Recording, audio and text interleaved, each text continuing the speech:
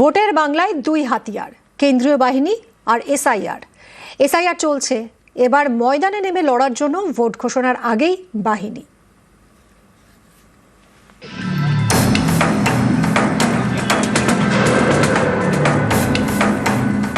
Vote ঘোষণার আগে কেন্দ্রীয় বাহিনী পাঠাচ্ছে, এটা দিল্লির জমিদারদের লেটেল বাহিনী। কেন্দ্রীয় বাহিনী আনিয়ে গন্ডগোল করতে, প্ররোচনা দিতে।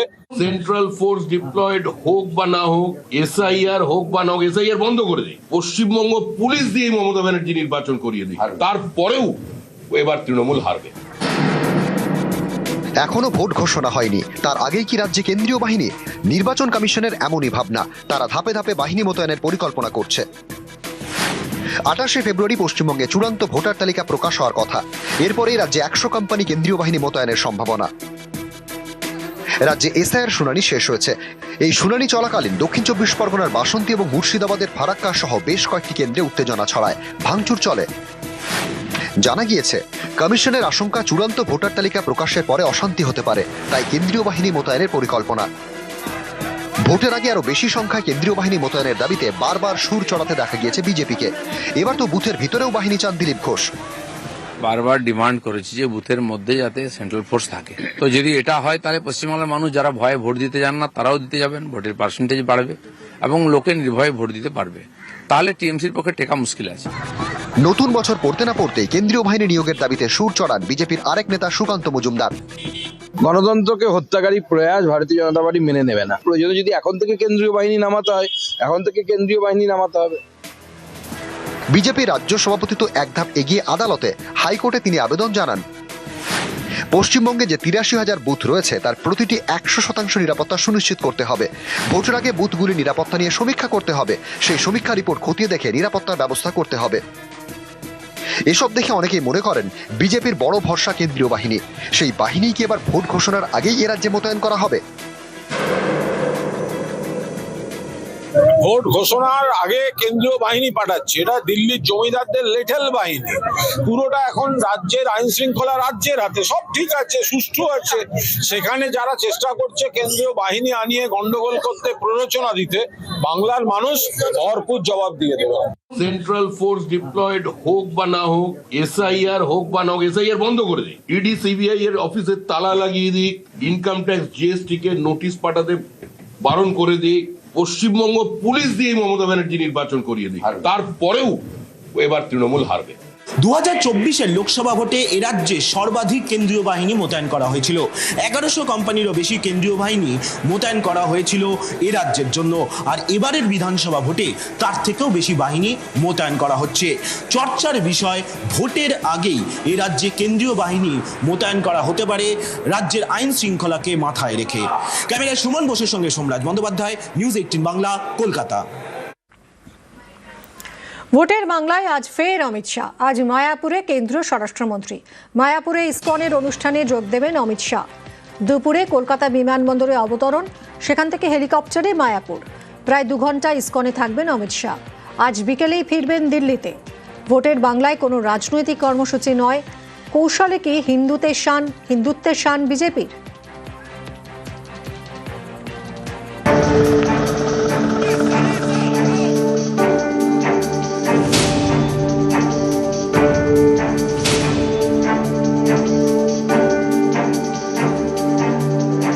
বুধবার ভোটের বাংলায় অমিত শাহ কয়েক ঘন্টার জন্য। আনুষ্ঠানিকভাবে কোনো রাজনৈতিক কর্মসূচি নেই। অমিত শাহ যাবেন নদিয়ার নবদ্বীপের ইসকনে। বুধবার দুপুর 1:35 নাগাদ কলকাতা বিমানবন্দরে নামবেন, সেখান থেকে হেলিকপ্টারে মায়াপুর। দুপুর 2:25 থেকে বিকেল 4:25 পর্যন্ত থাকবেন ইসকনে। গৌড়ীয় মঠের প্রতিষ্ঠাতা ভক্তি সিদ্ধান্ত সরস্বতী গোস্বামী মহারাজের 152তম আবির্ভাব দিবস উপলক্ষে অনুষ্ঠান। এই অনুষ্ঠানে প্রধান অতিথি কেন্দ্রীয় স্বরাষ্ট্রমন্ত্রী। গৌড়ীয় বৈষ্ণব সমাজের প্রতিনিধিদের নিয়ে সম্মেলনে অমিত শাহের বক্তৃতা দেওয়ার কথা। বুধবারই তিনি দিল্লি ফিরে যাবেন। কোনো রাজনৈতিক কর্মসূচি নয়, তবু উঠছে প্রশ্ন, এটা কি কৌশলে হিন্দুত্বের শান দেওয়ার চেষ্টা?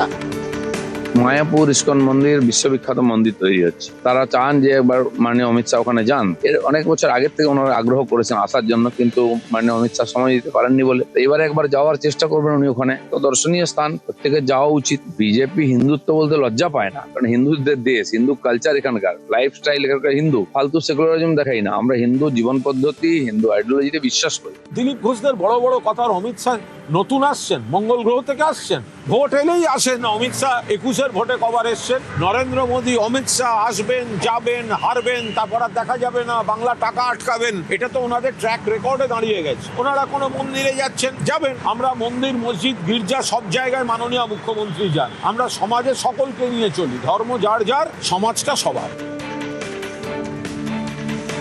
নিউজ 18 বাংলা। বাংলায় বিজেপির ভোট প্রচার শুরু রথে। 5 থেকে 10ই মার্চ ছুটবে পদ্মের 9টি রথ। রথযাত্রায় হিন্দুত্বের শান।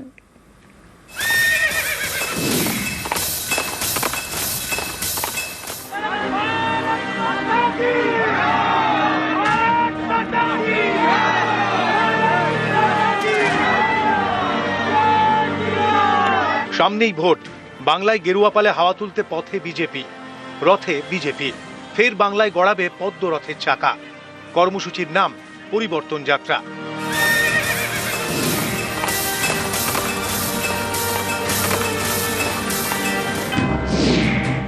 5ই মার্চ থেকে বিজেপির রথযাত্রা শুরু, চলবে 10ই মার্চ পর্যন্ত। মোট 9টি রথ ছোটাবে গেরুয়া শিবির। এ রাজ্যের 294টি বিধানসভা আসনকে 10টি ভাগে ভাগ করেছে বিজেপি। শিলিগুড়ি, মালদা, কলকাতা, উত্তর 24 পরগনা, দক্ষিণ 24 পরগনা, নবদ্বীপ, হাওড়া, হুগলি, মেদিনীপুর, পুরুলিয়া, বর্ধমান।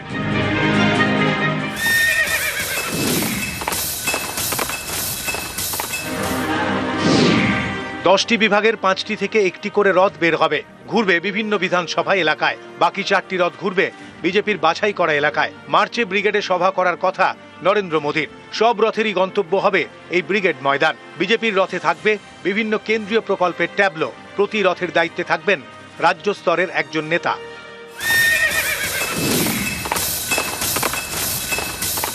আমরা 9টি যাত্রার আয়োজন করেছি মার্চ মাসের 1 তারিখ এবং 2 তারিখ থেকে। 5 তারিখ থেকে 10 তারিখ পর্যন্ত প্রায় 5000 কিলোমিটারের বেশি আমাদের এই যাত্রা চলবে। প্রত্যেক বিধানসভার উপর দিয়ে যাত্রা নিয়ে যাওয়াটাই আমাদের একমাত্র লক্ষ্য। 60টি বড় জনসভা হবে, 300-র বেশি ছোট জনসভা হবে। বৃহত্তর কলকাতার 29টি বিধানসভা আসনে একটা করে ট্যাবলো বেরোবে এবং সব শেষে এই যাত্রা শেষ হবে ব্রিগেডে প্রধানমন্ত্রী জনসভা দিয়ে।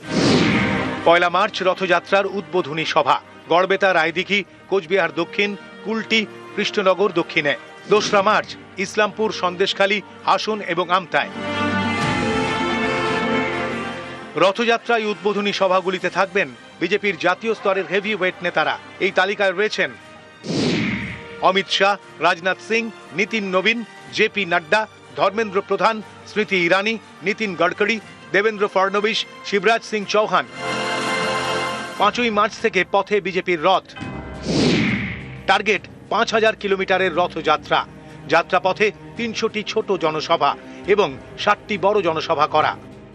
তৃণমূল সরকার চলে যাচ্ছে, তৃণমূল সরকার চলে গেছে। পৃথিবীর কোনো শক্তি তৃণমূল সরকারকে ফিরিয়ে আনতে পারবে না। আর সেই গতিপথকে আরো ত্বরান্বিত করতে কিংবা আরো মসৃণ করতে পশ্চিমবঙ্গ রাজ্য বিজেপির পক্ষ থেকে আমরা 9টি যাত্রার আয়োজন করেছি।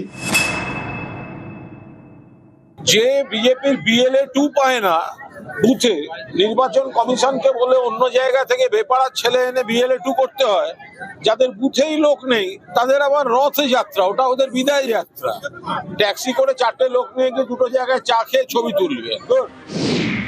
2024-এর লোকসভা ভোট এবং 2021-এর বিধানসভা ভোটের আগেও বাংলায় রথ বের করে বিজেপি।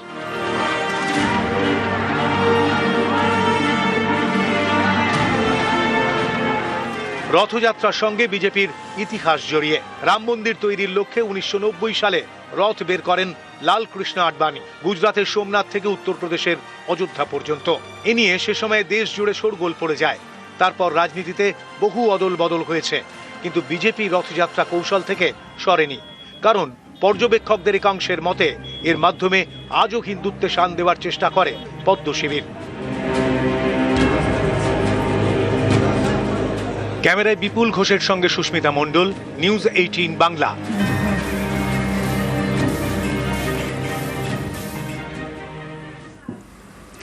বিহারে মাংস বিক্রিতে ফতোয়া। বিহারে খোলা জায়গায় মাংস বিক্রি বন্ধ। মাংস বিক্রিতে নয়া নির্দেশ এনডিএ সরকারের। লাইসেন্স ছাড়া মাংস বিক্রি করা যাবে না ঘোষণা বিহারের উপমুখ্যমন্ত্রী বিজয় সিনহার। নিয়ম না মানলে কড়া ব্যবস্থার হুঁশিয়ারি।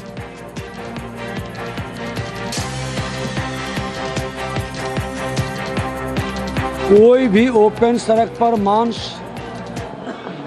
नहीं बेचेगा, किसी के भावना को आहत नहीं करेगा।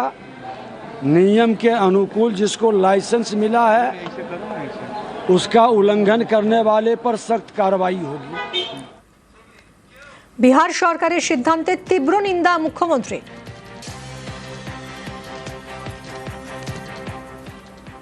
বাজারে মাছ বিক্রি হবে না, মাংস বিক্রি হবে না। বাংলায় এসে তারা কি করবে ভোট নিয়ে? বিহারের উপমুখ্যমন্ত্রী বলছেন বাজারে মাছ মাংস বিক্রি করা যাবে না, অনলি যাদের লাইসেন্স আছে বাড়ির ভেতরে। সবাইকে শপিং মলে গিয়ে মাছ মাংস বিক্রি করবে? আমাদের তো চাষিরা রাস্তায় বসে, পুকুর থেকে মাছটা ধরে নিয়ে আসে, সেটা বিক্রি করে, এটা তার কর্মফল। আজ যদি বলে বাংলায় মাছ বন্ধ, মাংস বন্ধ, ডিম বন্ধ, কারণ বিজেপি অন্ধ, স্কন্ধ কাটার রাজনীতি চলছে। এই রাজনীতিকে আমি ধিক্কার জানাই। নিউ টাউনের আবাসনে কি ডায়রিয়ার প্রকোপ? অভিযোগ, ট্যাঙ্কের দূষিত জল খেয়ে অসুস্থ অন্তত 115 জন। সোমবার এই নিয়ে তুমুল বিক্ষোভ দেখান আবাসনের বাসিন্দারা। অভিযোগ, তারপরেও মঙ্গলবার পরিষ্কার করা হয়নি অধিকাংশ ট্যাঙ্ক। জল সরবরাহ করেছে পাথরঘাটা পঞ্চায়েত। মেডিকেল ক্যাম্প বসিয়েছে স্বাস্থ্য দফতর।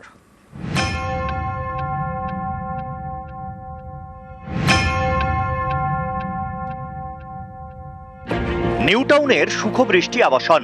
বাসিন্দাদের দাবি, আবাসনের ট্যাঙ্কের জল খেয়ে অনেকেই পেটের সমস্যায় ভুগছেন।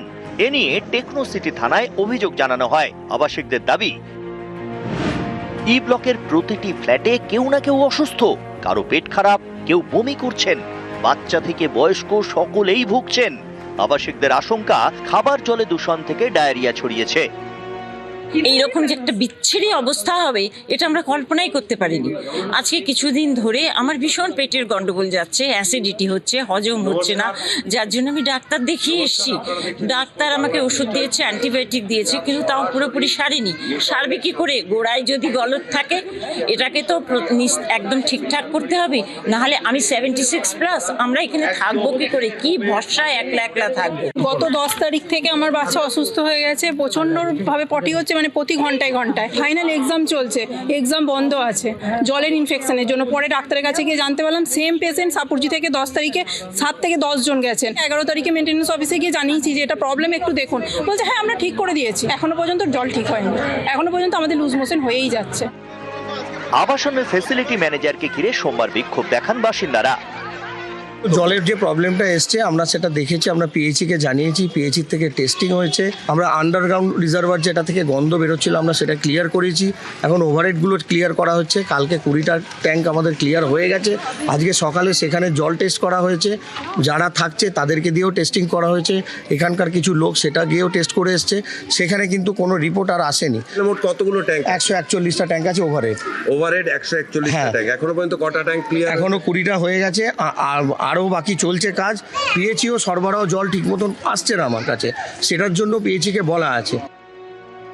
বাসিন্দাদের অভিযোগ, এতজন অসুস্থ হওয়ার পরেও টনক নড়েনি আবাসন কর্তৃপক্ষের। সুখবৃষ্টি আবাসনে 114টি জলের ট্যাঙ্ক।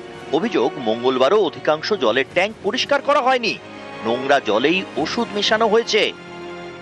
সোমবার বিকেলে নিউ টাউনের এই আবাসনে যান New Town Kolkata development authority ও স্বাস্থ্য দপ্তরের আধিকারিকরা। পরিদর্শনে যান জনস্বাস্থ্য কারিগরি দপ্তরের আধিকারিকরাও। মঙ্গলবার মেডিকেল ক্যাম্প বসায় স্বাস্থ্য দপ্তর। আবাসিকদের চেক আপ করা হয়। রাত পর্যন্ত আমার বাচ্চা ভীষণ পেটে ব্যথা কান্নাকাটি করছিল। আমার নিজের শরীর খারাপ, আমার হাজব্যান্ডের, আমার বাবার, আমার বোন ব্যাঙ্গালোর থেকে এসে তার 1 বছরের বাচ্চা, সবাই আমরা অসুস্থ। लोगों का बस 2 ही रिक्वेस्ट है कि जल्द से जल्द इस समस्या का समाधान हो, ठीक है, और दूसरा मेडिकल फैसिलिटी हम लोगों को जल्द से जल्द मिले। এদিন আবাসনে জল সরবরাহ করে পাথরঘাটা পঞ্চায়েত। মঙ্গলবার পরিস্থিতি খতিয়ে দেখতে যান রাজারহাট নিউ টাউনের তৃণমূল বিধায়ক তাপস চট্টোপাধ্যায়। একটা চূড়ান্ত গাফিলতি মেনটেন্যান্সের আছে। Law will go his own course. আমি তাদের অ্যাডভাইস করলাম যে you have lost FIR against the victim. এবার এনকেডি এর সাথে কথা বলেছি, এনকেডি কালকে জলকে পরীক্ষা করতে দিয়েছে। আমার স্ট্রিক্টলি অ্যাডভাইস হচ্ছে এই জল এখন ব্যবহার হবে না। টিএইচির জল আমি পঞ্চায়েতকেও বলেছি, প্রয়োজনে বিধায়ক হিসেবেও আমার যত ফিল্টার জল কিনে এনেও বাড়িতে দিতে হবে। কলকাতা কর্পোরেশন অলরেডি গাড়ি পাঠিয়েছে, আমাদের জল পাঠিয়েছে। ওখান থেকে নিউ টাউন থেকে ফোন এসেছিল যে আমাদের সাপোর্ট দেওয়ার জন্য এনকেডিএ। আমরা জলের গাড়ি পাঠিয়েছি, অনেকগুলো 100 টানা কত জলের গাড়ি পাঠিয়েছি। নিউজ 18 বাংলা।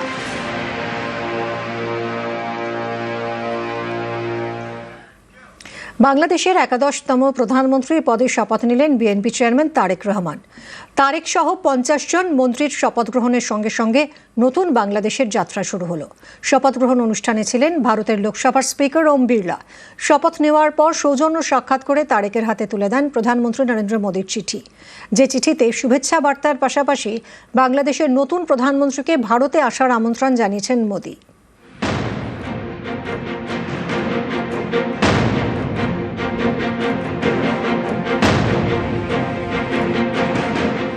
তারেক রহমান সশস্ত্র চিত্রে শপথ করিতেছি যে আমি আইন অনুযায়ী সরকারের প্রধানমন্ত্রী পদের কর্তব্য বিশ্বস্তার সহিত পালন করিব।